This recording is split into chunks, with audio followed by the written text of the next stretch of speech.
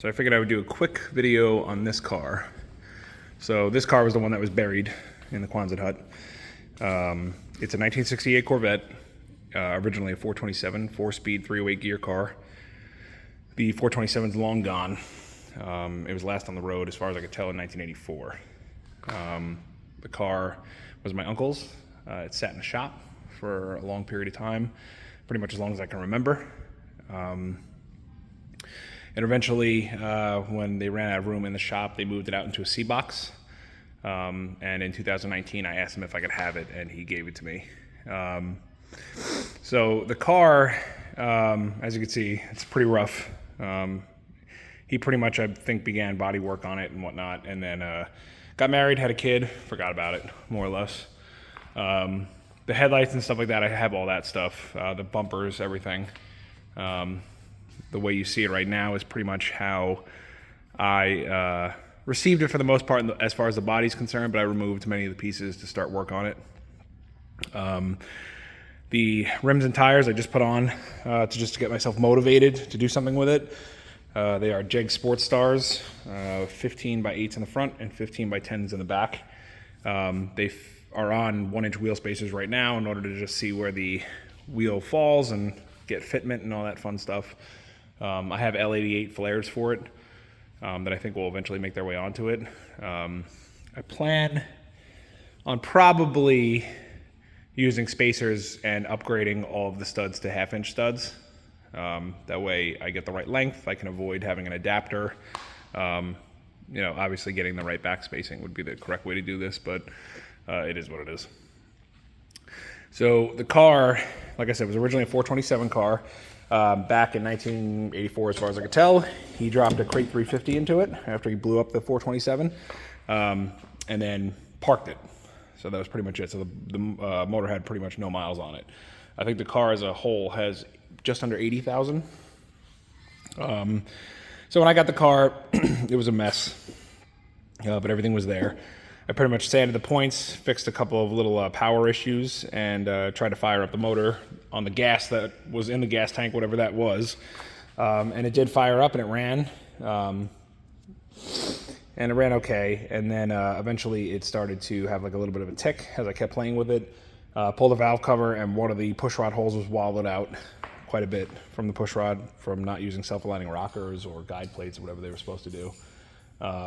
But they were iron heads. So I took that opportunity.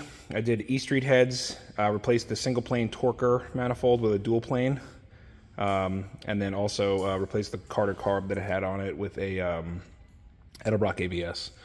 And then that was pretty much it. I did the wiring harnesses, fixed the alternator brackets because they were kind of screwed up. But otherwise, that's pretty much it. And it runs and drives. Added like a point of compression to it. So as far as I could tell, it was originally a 390 horse car, I believe, due to the tack and the fuel line layout and all that fun stuff. It's got the big block sway bar and blah, blah, blah. But it runs and drives pretty well. Long tubes and everything were on it when I got it. They run over to Allen's chambered exhaust right now, but eventually I'm going to do side pipes for it. And it's going to have a twin turbo kit or a single turbo kit on it. And eventually, this motor is going to pop. I pretty much had, when I had the heads off, it's a 30/350 with hyper-eutectic pistons. It's nothing special. And now with the higher compression, it's probably even worse. But that's the plan. It'll be a twin turbo car. I did some work to it, fix this thing. This thing was all jacked up when I got it, so I had to, a bunch of bolts were broken off in it.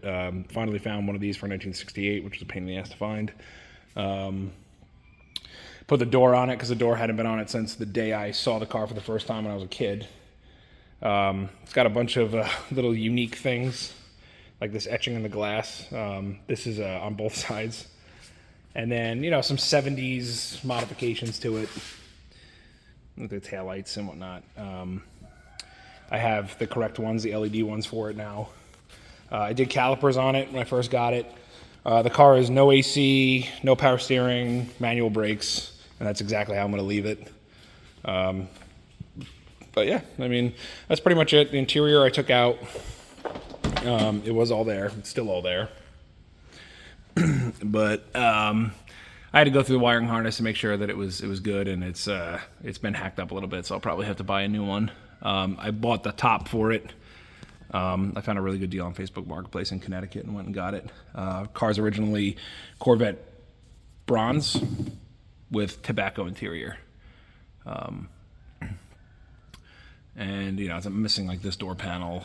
That one's in pretty rough shape. Center console was the non-68 with little cutouts for the seat belts.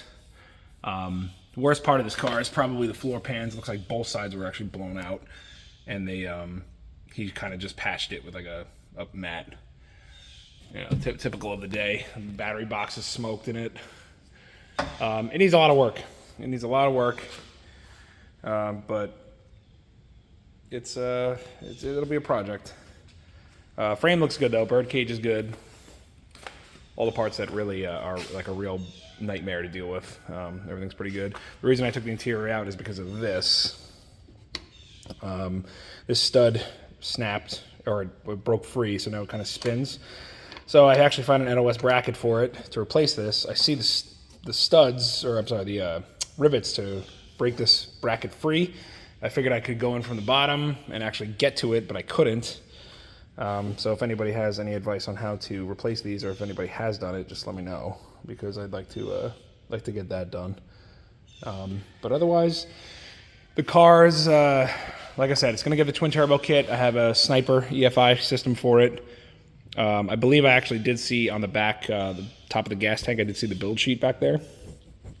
So once I drop the gas tank to replace it with the EFI pump, I'll take a look at that. Headlights I actually redid. They were pretty ruined, so I got the correct number matching ones, if that even matters. But I got the same part number as the original ones that came off of it because they were pretty damaged. Had them repainted, redone, so now I just got to rebuild them and put them back in, and I'll just put the electronic kit into it. And the same with the wiper door. I'll fix all that, get that going. But otherwise, yeah, that's pretty much it.